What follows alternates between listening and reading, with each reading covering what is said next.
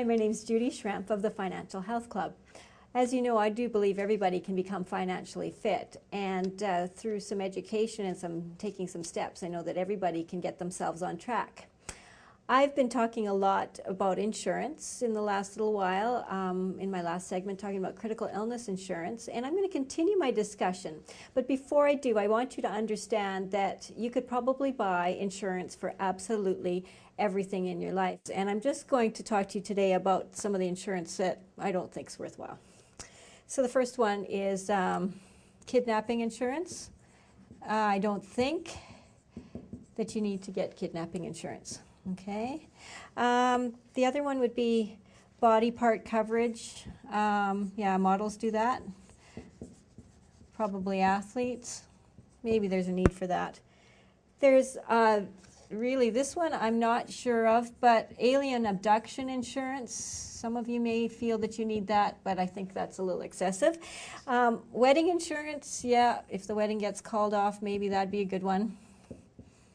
And judge insurance. You want to make sure you keep that judgment in your favor, so you get judge insurance. So that comes from Amy Bell on Investopedia on March 5th. If you want to check that article out, I found that kind of humorous. So I'm not going to talk to you about that, although I do believe in insurance.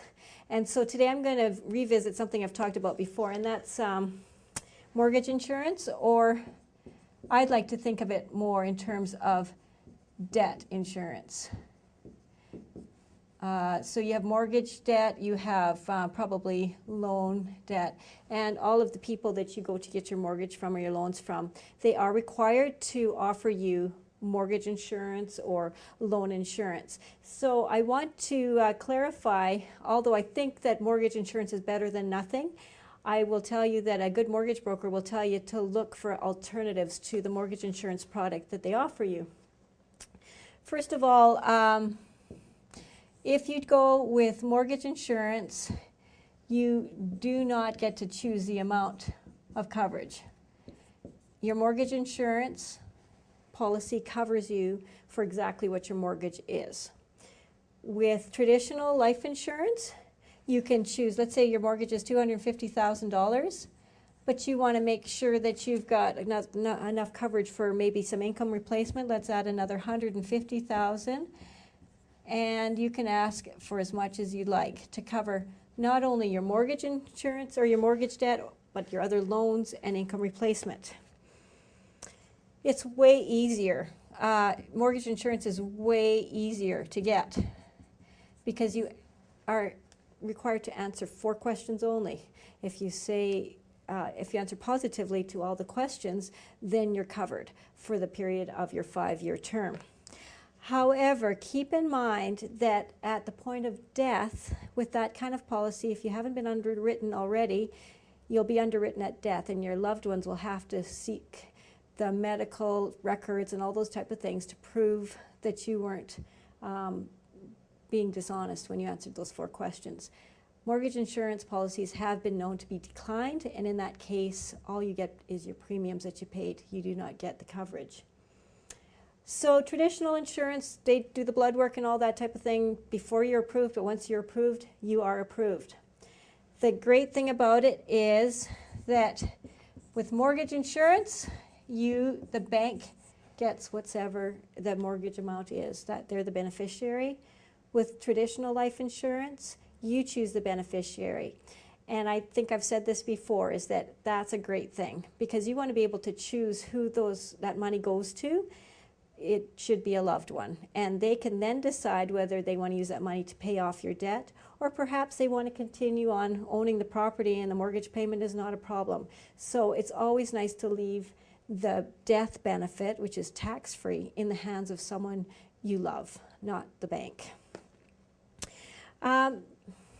The thing about mortgage insurance premiums is they're set. You know what they are. You'll see them on your bank mortgage statement. It'll tell you how much you're paying, either biweekly or monthly.